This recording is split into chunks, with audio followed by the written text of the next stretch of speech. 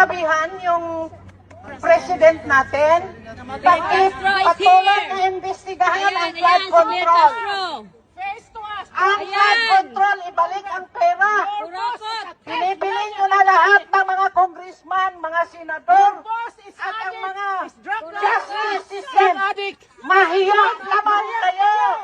Mahiyang kayo sa pera ng bayan. Ayan, si Claire Castro. Bring back the money to the coffers of Filipino. Your face is ugly than what you are. Because you're a liar. Ma'am, You're a traitor. singganana, You are a thief. ilungganan na po, singganan po kagwapa sa inyo. Pero tani, ang kwarta sang Pilipino, ibalik nyo. Kaluoy ang mga Pilipino. Ginaubos na ninyo ang kwarta sa flood control. Please.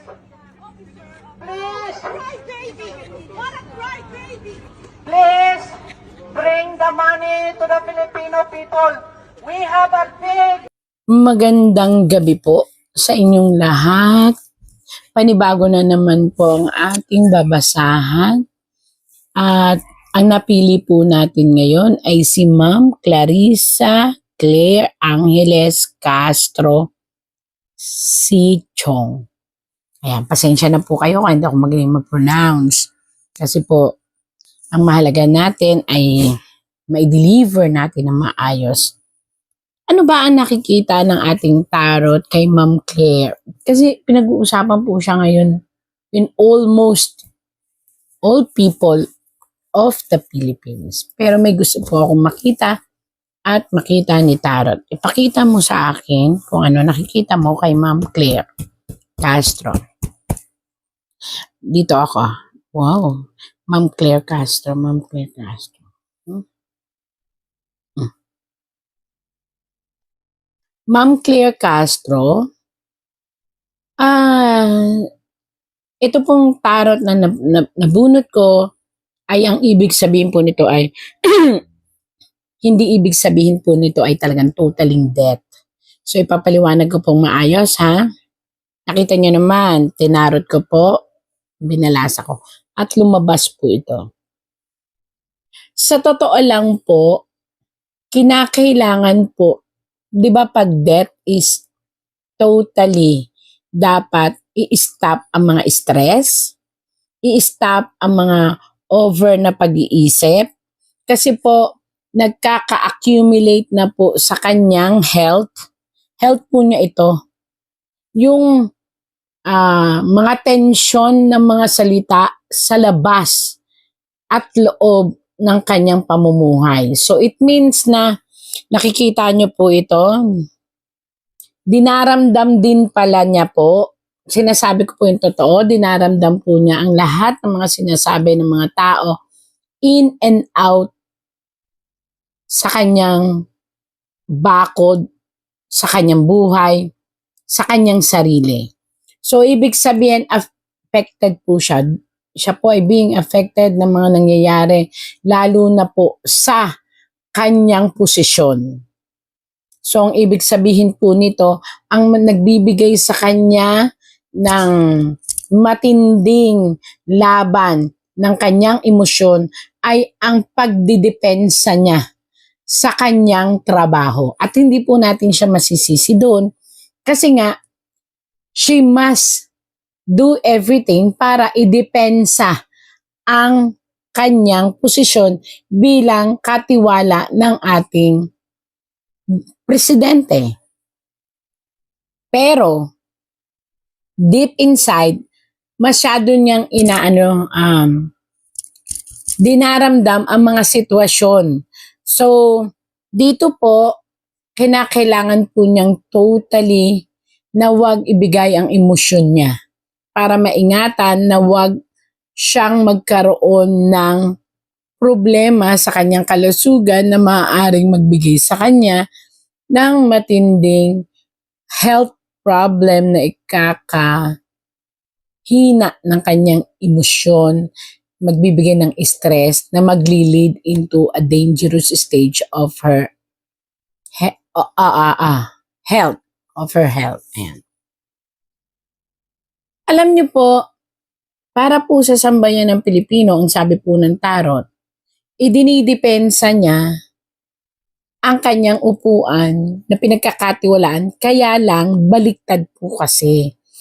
Wag naman po sana akong mababash ng mga nasa gobyerno, lalo na po ni Ma'am Claire. Ang ibig sabihin po kasi nito, Ma'am Claire, yung gusto mong ipakita sa buong mundo na ikaw ay magtatanggol sa lahat ng mga nagtitiwala sa iyo na nasasakupan ng iyong trabaho, kagaya ng presidente, ng asawa ng presidente, ng mga senador o kongresista na under talaga ng government, which tama naman po yun kasi kayo yung pinagkakatiwalaan eh.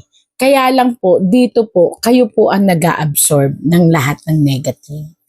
So, ang sabi po ng tarot, medyo kaunting kaliwanagan sa isipan na hindi lahat po ay kaya nyong pagtakpan or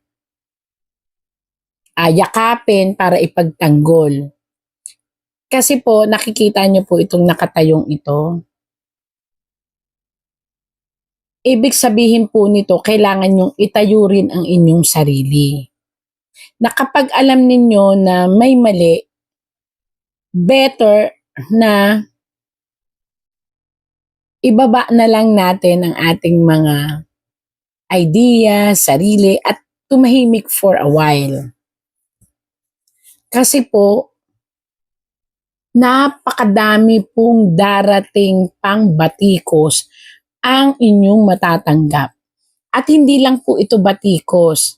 Maaaring ito po ay magkaroon ng kasiraan sa inyo bilang isang Pilipino. So pinag-iingat po kayo. May isang parating na napakatinding unos na ito ay hindi ninyo masasalag. Yan po.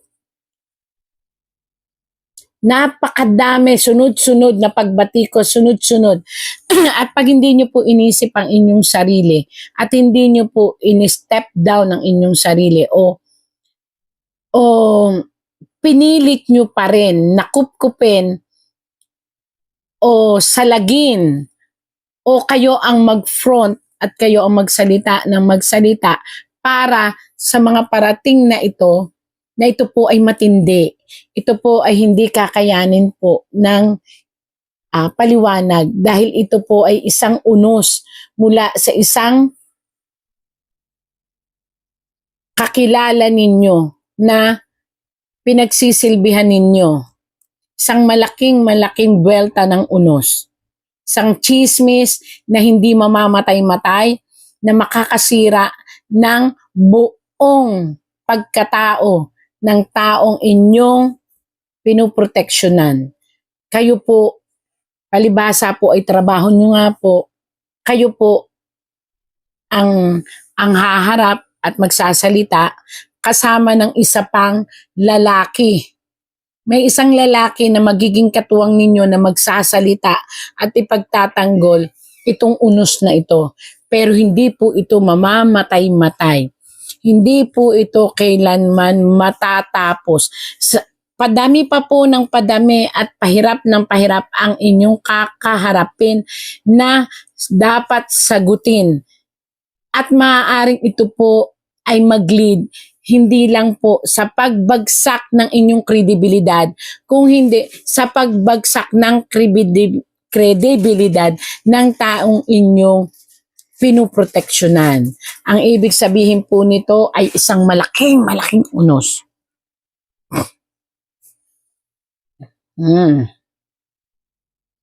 Na hindi kayang bayaran ng pera.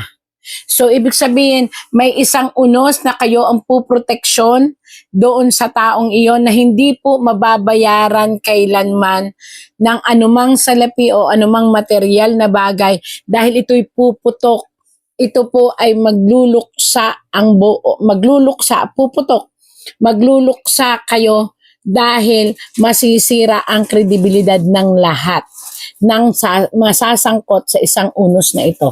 Kaya Ma'am Claire, naniniwala po ako na ginagampanan nyo lang ang inyong trabaho, pero dapat pong mag-isip kayo.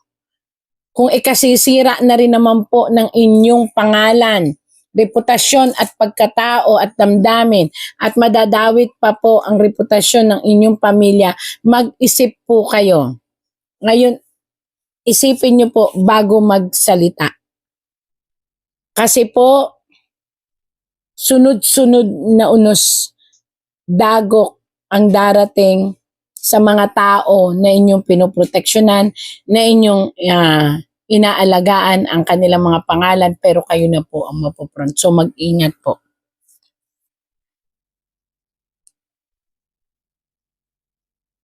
Hala, isang batas ang susulong na maaaring makaapekto sa inyo at sa mga taong nakaupo. Yun po, isang batas na isusulong.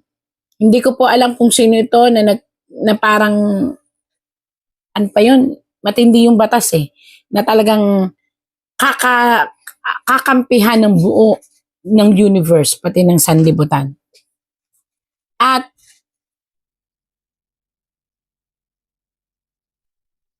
magbubunga ito ng sapilitang pagdidesisyon kung mag-i-stay kayo or hindi.